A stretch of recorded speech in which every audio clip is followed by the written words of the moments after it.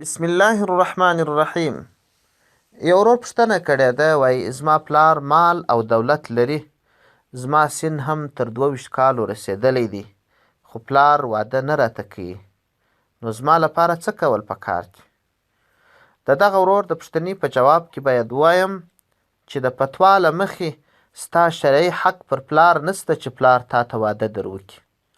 دا د پلار یو احسان، تبرع، نیکي ده چې د اولاد سره یې کوي، واده ورته کوي او مهر یې پخپله پرې کوي.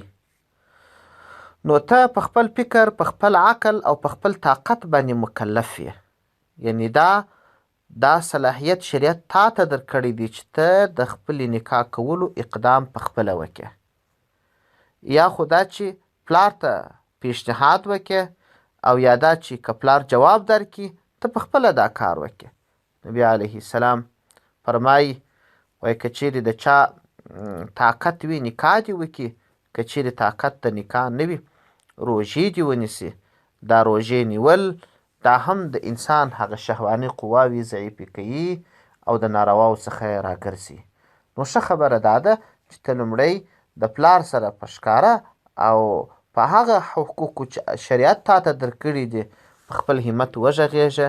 که پلار قاطع جواب درکړي هغه د پلار حق دی، دا ستا حق دی. السلام علیکم ورحمة الله وبرکاته.